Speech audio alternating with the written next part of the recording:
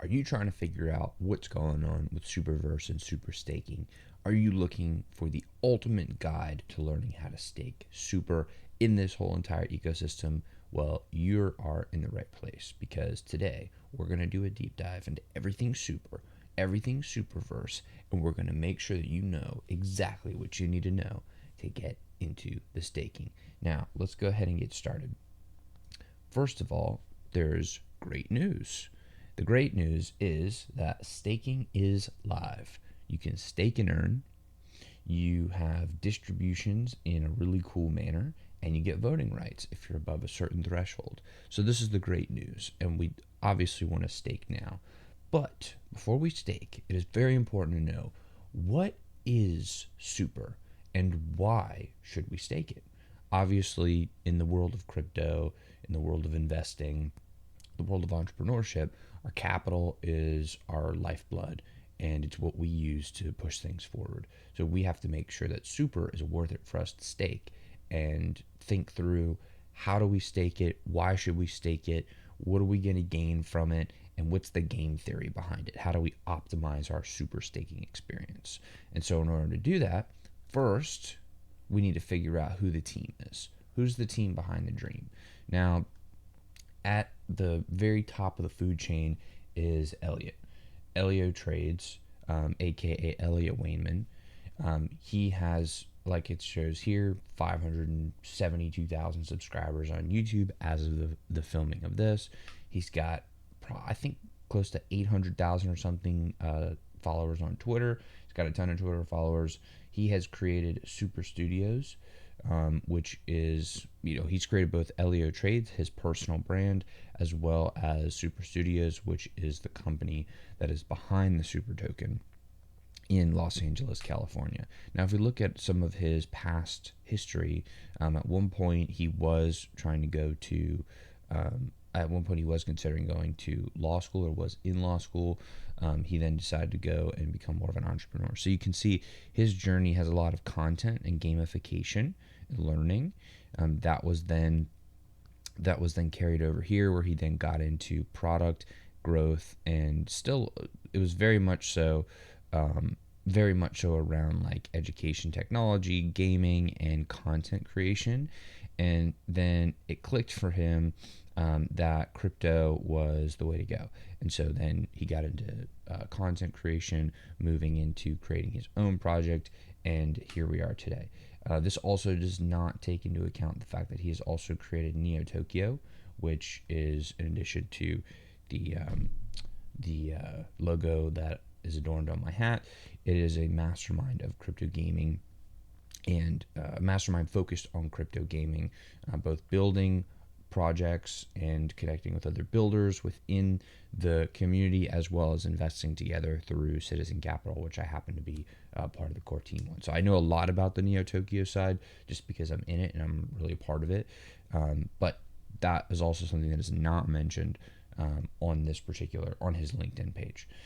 But he does do that. He did create that as well. He was a co-founder there. So there's Elliot, but there's also a lot of other people, right? And I went through and I dug through on LinkedIn, and I looked for all the other people. So there were more people than this, but these are some of the key people I thought were important to mention. One was this Dave Murray. Looks like it's Elliot's partner, and it seems like he has been head of technology, CTO, co-founder, CTO, in a lot of different, either like media companies or app development, or YouTube things. Things related to YouTube and technology. So this seems like it's right up his alley. It seems like he kind of figured out what was going on with crypto as well, and he went all in with Elliot. It's not a good or bad per se to have a partner. Sometimes it's a dream team, like the Google partnership, and sometimes partners fight. So we'll see how this plays out over time. But they do seem to be partners in both the channel as well as Super Studios. Then we have Nicholas. Now, he came across as very much like one of the more professional people on the team. Like Elliot and Dave seem like they're very much like entrepreneurs, startup guys, technology bros, and like not like corporate, more like corporate research. This guy feels more like he brings some of that corporate like some of that corporate knowledge and expertise and maturity. He was, the VP and director of media business for a larger company here for a while, and so it seems like he's going to bring a lot of that, like, like it says here, like the financial analysis, that business operational side, which is very, very good. You want to see that. Then we have Jeff Solomon, who seems like he is an experienced founder and entrepreneur, and so it seems like he's really good at growing things, like bootstrapping, growing users, working with Web3 businesses, working with startups, and so he's leading the operations. Then there's Eric, and this seems like the product guy here. What I like to see here is that he has been with the company for a while, and he's been moving up in the ranks of the company over time. So that means that he came there and he started at a certain level, but then he grew over time, and you can only imagine that his rank or his title is only going to grow as he's getting promoted, as he's doing really good work. And so we'll talk about the two products that Super Studios has released, and so it seems like he's doing a really good job. He also comes from a big product background. He had a couple of other things that were very product based, so we like to see that. We then see that there is a director of people. So as a business is growing, you'll see that there's a director of people just to handle all of the other people within the business, from like the HR perspective, the hiring perspective, recruiting perspective. And so to see that this business is mature enough to warrant a director of people, that to me is actually a very good sign. It shows that they're pretty far along in what they're doing. And obviously Morgan has a lot of experience here, both in crypto, and it seems like outside of crypto, but in the finance world. So it seems like Morgan has a really good career path leading to Super Studios. Then we see the lead game director, Christian. Seems like Christian has been doing gaming stuff for a long time, and it seems like he's had his own studio where he basically like does his work from. The fact that they have been working together for now over a year, and by the way, if you notice, almost all the people on this list have been with Super for over a year, 2 years, 3 years. That's a really good sign. Like, you don't want to see people there for just a little while and then they don't have time to build the chemistry there. But looks like this guy's pretty pretty experienced, been doing this since March of 2017, so it's a good sign. Then you have Blake. He seems like one of the newer folks on the team here. The thing that I really like about him is that he came from Ubisoft. So he comes from, like, when you come from something and he helped launch titles like Watch Dogs and Far Cry 4. Like, when you are there in a big business like Ubisoft and you launch huge titles like that, you just get so much experience and you see what's going on under the hood of these massive gaming companies. And then obviously he went on to do other awesome things within the space. So like the fact that he comes from Ubisoft to me is one of the most bullish things, and the fact that he came from the Web 2 space into the Web 3 space, that to me is a huge bullish sign. So he's also done marketing stuff the whole time, like creative marketing the whole time. And if you notice, like, the branding is very on point. Like, it is very nice. So I really think Blake has done a great job as far as on the marketing and branding and creativity side. But these are really some of the main people behind the team. Obviously, these are just the ones on LinkedIn that I found myself in my research. So it may not be all the movers and shifters. Like, there could be a chief financial officer, right, that we don't know about, who's kind of behind the scenes. But these are some of the main people, and from what I'm seeing, this is all checks out, all a really good sign here. So now that we've kind of talked about the team, it all starts with SuperVerse, and like I said, branding is really on point. So Super Farm was what the product was before. This was like version 1.0 of the project. And that was like an NFT farm. They had NFTs. They did drops. Obviously, you could farm on there. And there were a couple other things that they were kind of working on. That got, I would say, there was an evolution there. where the old Super Farm was deprecated, SuperVerse DAO is now what is here, and that's what we're talking about here. And so it all really starts with SuperVerse. Now, SuperVerse, to break this down a little bit, and this is directly from their white paper, directly from their documentation.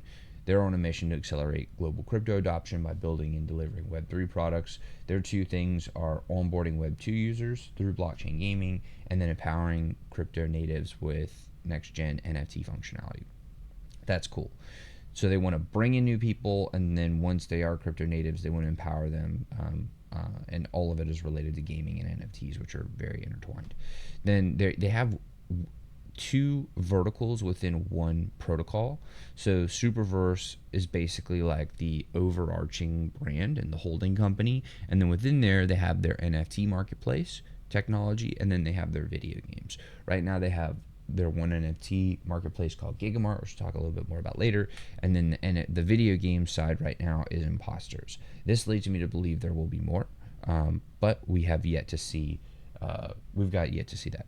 Now there are, so they're saying that this wide array of Web3 tools and features right now, it's two major projects, is supported and governed by a single protocol token, which is Super, again formerly known as SuperFarm. And this one protocol model, the cool part is that it does have governance structure on top, and they're saying multiple layers of utility in the SuperVerse. Really, that just means like there's a governance model on top, and then they have multiple projects underneath of that. So you can kind of think of it as like SuperVerse being the holding company, with subsidiaries being the various products that are created under that. That's what they're talking about, with multiple layers of utility in the SuperVerse as of now. That could obviously change. So this is what, this is a screenshot directly from the website. So talking about SuperVerse, everything is run by SuperVerse DAO, right? And the SuperVerse DAO runs on the Super token, again, previously called the SuperFarm token, but the purpose is to govern over what they are calling the most disruptive stack of blockchain products in the world. And basically the most important part that you should know here is that SuperVerse will, the DAO will govern over revenues generated from products within the ecosystem. And this is why staking Super, this should be the thing that goes off in your head of like, okay, this is what I'm talking about, or this is what this is what I need to be considering as I'm thinking about staking Super. And the Super token, again, from the rebrand from SuperFarm to SuperVerse, the token remains unchanged. It's the same token contract. If you held it before, you still hold it now, and nothing has changed. People are obviously going to try to scam you, because in any sort of transition from a crypto project 1.0 to 2.0, they're going to try to get in there, and that's when you should worry about that. But just make sure to go to the official links, the official sites. Like start with Twitter, start with CoinMarketCap, and then go from there. So let's talk a little bit more about this, because we're like, okay, so SuperVerse runs on Super, but what does that actually mean, right? It says we have governance over the protocol, the protocol's revenues, but like, what? So if we dive deeper, we see that, and this is the most important thing, the DAO serves as the self-governing body. Purpose of the governance is to manage the treasury. So this is important. Governance is managing the treasury and allow the community to be involved and provide input for the development of the SuperVerse ecosystem. But this is the most important sentence. The SuperVerse DAO treasury will consist of fees collected from royalties on secondary sales of imposters, NFTs, so that's a revenue source, additional fee generating mechanisms from smart contracts throughout the Impostors metaverse, so we don't exactly know what that is yet, as well as platform fees from Gigamart marketplace sales. Okay, so this is clear. We know that this is where the revenue is coming from. And then of course it's talking about provides, this is in their documentation, so they're just prepping us for what's to come. The important thing is that in order to become a part of the actual governance side, you will need to stake at least 15,000 Super within the designated DAO pools. That being said, as of right now, Super is, and I had a screenshot of what it was, as I was putting together this presentation, but it was like, 0.07 like 7 pennies or something per super right now. We'll see a little bit later. So this is not a prohibitive amount of super at the time of this recording. However, as super grows, this could become a lot more daunting for the average bear or the average bull, whichever one you are.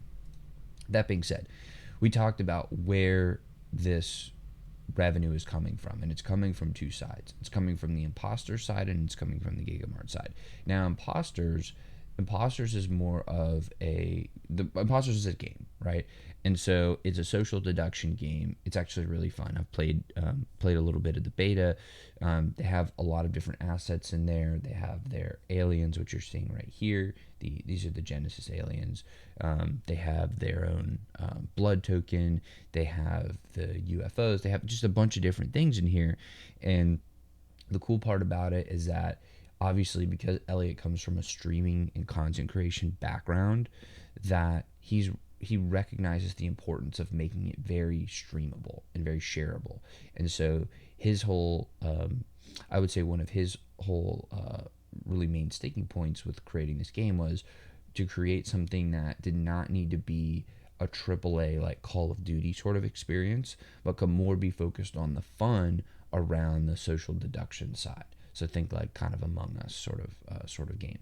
And so it's really fun. You can go check out the reviews of the game online and see some of the gameplay. It's actually a really, really fun game that I've experienced myself, and it's a unique take because a lot of people are trying to like recreate like the World of Warcrafts or the Call of Duties or the Fortnites or whatever. But this is a very unique angle, and I actually really like the angle on the game itself. That being said, with the OpenSea debacle of recently crushing royalties. Now, again, whenever you watch this, I don't know what will be the state of the royalties from things like OpenSea or not, but as OpenSea goes through that and figures that out, and you have different players like Blur and all these NFT marketplaces that are making decisions about royalties, a large percentage of the fees generated for imposters was set to come from those royalties. So now the question is, are those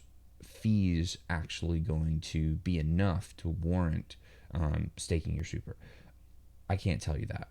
We're going to have to see how that plays out over time and how the world of crypto and NFTs evolves over time.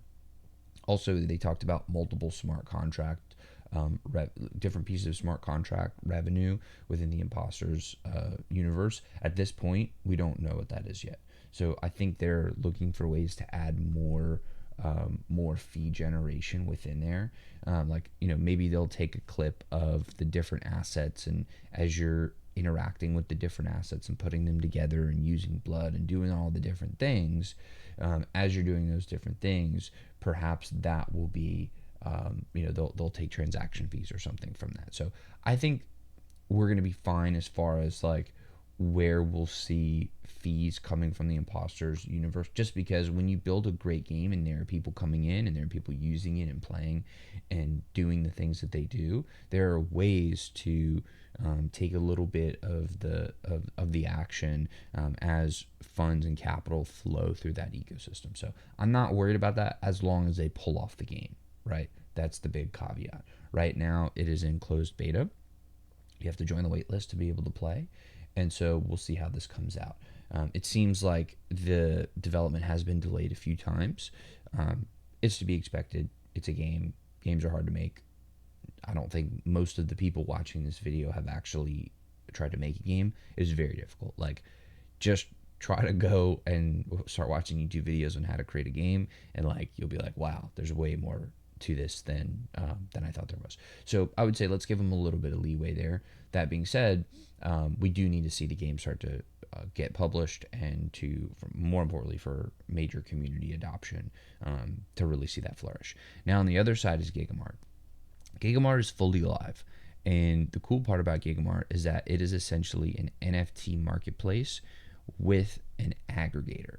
So they are basically displaying all of the activity that's going on in the NFT marketplace. And so you may have something that's on OpenSea, something else that's on Blur, something else that's on LooksRare, something else that's on X2Y2, whatever the the marketplaces as of the day, and they will then aggregate all of those assets from all of those marketplaces onto Gigamart, and they add a lot of functionality. So better analytics, better tools, better dashboards, and just a better UI and UX experience. Again, outside of doing the super deep dive into Gigamart is just a little bit outside of the scope of this video. So I would encourage you to just like go to Gigamart and check out like what exactly it looks like, and see if you really like the way that it's structured, and how it was created, and the different things there. But they do charge fees, transaction fees, as part of that product. So those two products are basically the main drivers of the revenue, the Impostors ecosystem, and then Gigamart. One thing I will note about Gigamart too is it's very convenient. I like Gigamart myself. I do use it. And what's cool is that you can see all the different places where you might find bids on one particular asset. Like one asset may be listed on multiple marketplaces, and let's say it's on OpenSea for 1 ETH and it's on Blur for 0.8 ETH. Well, you obviously want to pay less for the same thing, because you get less is you have to pay less to get more. So that's obviously a good thing for you, the buyer. That is something that I would use Gigamart for, is to like check prices everywhere. And then you can also list things on Gigamart, and then you can syndicate it out to the various marketplaces. So it's very useful, and it's a very good UI UX, I'll say. And because Elliot has such a big audience, that you're going to be able to drive volume and really send traffic there. And so don't sleep on Gigamart, because we know that some of the most prolific and highest revenue generating products and projects in crypto are the ones that are exchange based or marketplace based. And so to have Gigamart there is kind of like your cornerstone of revenue generation, at least until Impostors really ramps up and scales. Don't sleep on that, because a lot of revenue can be generated from a marketplace. That being said, these two work very well in tandem. So the fact that you have supply of product that comes from Impostors. Elliot also has his Super Farm NFTs and his Elliot Trades NFTs, and there's the Neo Tokyo NFTs. These are the Neo Tokyo ones right here. And I'm just showing you on the screen right here. This is a citizen of Neo Tokyo. So because there's all that supply that Elliot helped create, a lot of that is going to just natively go towards Gigamart, because people want to support it. So like everybody in the Impostors ecosystem is most likely going to want to use Gigamart. People in Neo Tokyo are incentivized to use Gigamart, so on and so forth. You know what I mean? So don't sleep on Elliot's ability to drive traffic. And these two products have tremendous upside as far as how much revenue they can generate and the fees that they can create, which then goes to the staking rewards. And let's talk about that more. So basically what happens is, like we were talking about, the fees are generated from Gigamart and Impostors. This goes to the DAO treasury, which is then administered by the DAO governance, which then flows into the staking. So, there's voting, there's earning rewards, and then we create proposals. So this is how all of that works. Obviously, this is for the SuperVerse holders, but actually the stakers, right? So the more that the DAO votes and is voting to develop projects and deploy the DAO treasury, the better we would hope that these products get over time and continue to compound, thus generating more fees, thus feeding the treasury, which then some of that goes to the DAO, to the SuperVerse stakers, and then it's a very virtuous cycle. Now, we don't know if that's going to happen, but that's the idea. So TLDR, staking Super gives yields gives yield in ETH, and the yield comes from fees generated from Gigamart and Impostors. And that is one thing I forgot to say, is that the yield comes in ETH, and it is not given in Super. And so this creates a non-inflationary scenario, so that Super does not have to suffer, because they're not just printing more Super to pay you. What they're doing is they're giving the yield in ETH, which I think is a very smart move. So great. But how TF do we stake? Okay, let's talk about that. Basically, it's very easy. You go to the staking website, and it is on, if you just, like I said, go use the links, go make sure you double check and find the right links. As of right now, it's SuperVerse.cool, COOL, and then there's a button to click to go over to the staking situation. Now, this is a staking dashboard. You can see at the time of filming this, APR is about 4.93%. This will fluctuate based on how much TVL there is and the fees generated by the products. But basically, if you stake $1,000, $1,000 worth of super tokens, which would be, rough, almost 13,500, then you'll generate about 14 cents or 0.000083 ETH every 24 hours. Now you may say, I put 1,000 in, you get 14 cents per day. Well, that will accumulate over time, and that is again roughly about 4.93% APR. That does not take into account that your super can appreciate over time, and that does not take into account that the fees generated from the different products can scale over time, and that also does not take into account the fluctuations in TVL. So if there is more TVL and more people are staking, then the same amount of fees are going to be split up between more stakers. So you're kind of playing this game theory of like, do I think it's going to scale? Do I think it's going to grow? Is everybody else thinking the same thing? And then you reasonably know what your APR is at any given time, but this is going to fluctuate. I've seen this as low as 2%. I've seen this higher than 5%. It just kind of depends on, like I said, what's going on in the marketplace. Like this is real life. So you see here that you have the ability to stake super. You have the ability to stake NFTs, and you're like, wait a second, what? I can stake NFTs? Yeah, we're going to talk about that in just a second. But first, if you have done anything in the older super farm ecosystem, what you want to do is you want to go and you want to claim your gems. So you have these thing called gems. They were not this was not a real token. It was simply I would say a point system generated from the old super farm farms and pools and whatnot. So just go to this platform. You'll see this in the documentation. And again, I want to point you to the documentation so that you can use the official links, because they may change the links between now that I'm filming this video and when you end up watching this video. So go to the official documentation and look at the gem claimer. But just go make sure to claim your gems, because I got a free 918 super. That's more than $1. And it's at this point it's free money, right? And so you can then stake it and all that kind of stuff. So I would go and I would convert all of your gems to SuperVerse. Your gems are not going to help you at this point. So go claim all of your SuperVerse tokens. Go claim all your super, and then we'll move on to the next step. But I just wanted to give this quick, hey, go do this, because you may have gems there that you didn't realize if you participated in the old super. Okay, so now we're going to talk about, is it better to, remember I said there's super or there's NFTs, right? So one super equals one staking power. Also, there are these NFTs that come from the Elliott Trades NFT collection or the Super Farm Genesis series. And for those of you that are a little bit later in the game, maybe you don't even know about these, but basically they have different rarity levels, and you can see that it's a very different amount of rarity, for each thing. So basically what you would want to do, so like for example, the uncommon is 5,000 super, and the rare would be 10,000 super worth of staking power.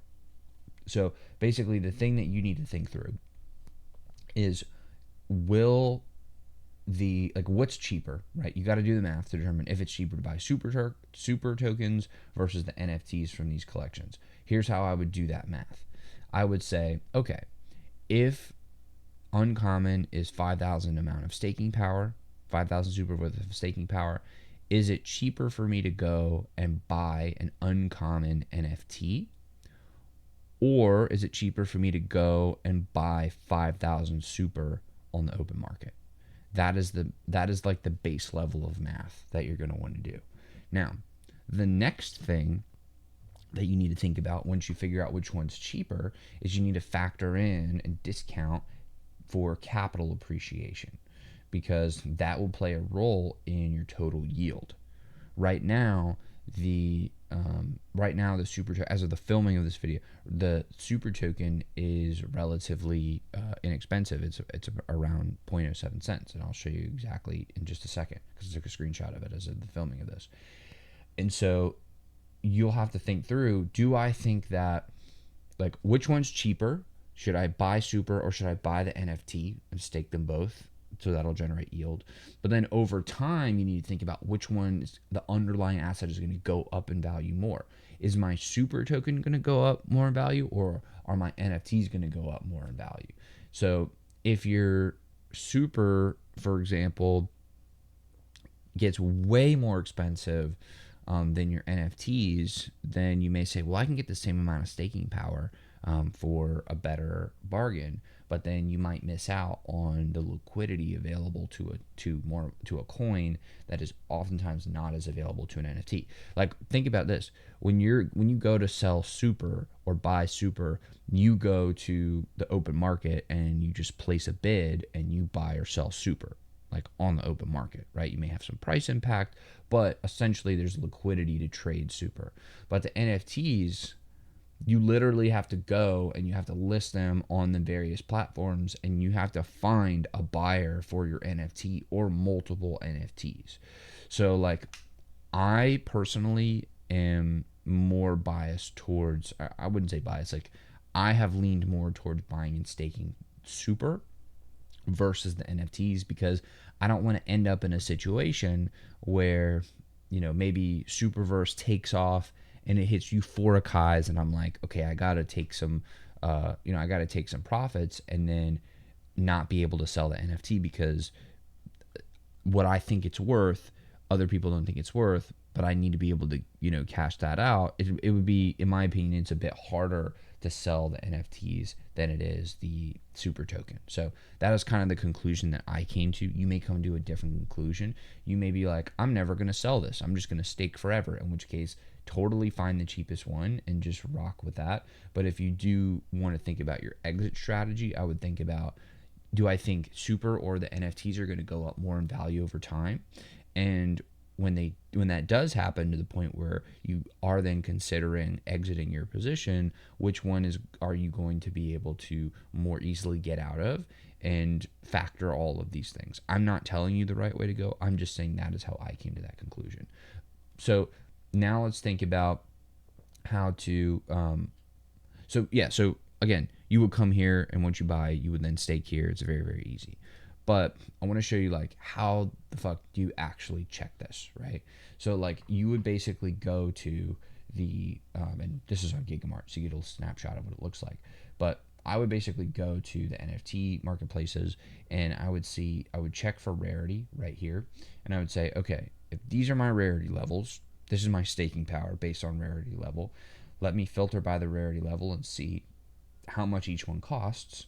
And then let's say one of them costs, and by the way, excluding Jazz NFT, so don't get a Jazz NFT. That would be my suggestion to you.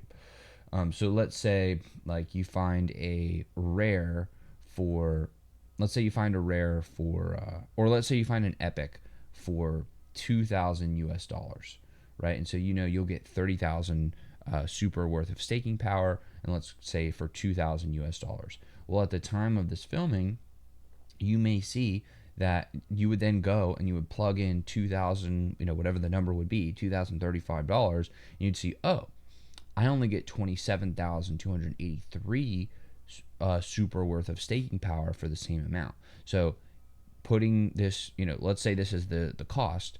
If you can put this much in, and with an NFT you'll get 30,000 staking power, and with super you'll get 27,283 staking power. You're getting more staking power for, more bang for your buck, more staking power for your dollars when you do, in this example, the Epic NFT, right? So then you have to think through, do I think the Epic NFT is going to scale harder than the super token? Am I looking to eventually make an exit to my position?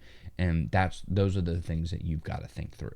right? I cannot think through that for you. I cannot click the buttons for you. But what I can tell you is that my conclusion was I would rather pay a little bit more for the SuperVerse token because I believe the SuperVerse token is going to scale much harder than the NFTs, and it's much more liquid, and you can easily, because of that, you can easily enter and exit positions, and so you're not stuck. Like if you need capital today, you can for sure sell your SuperVerse tokens today, and you'll get relatively fair market value. But if you go and you have to liquidate an NFT, you can't control who's going to put a bid on that.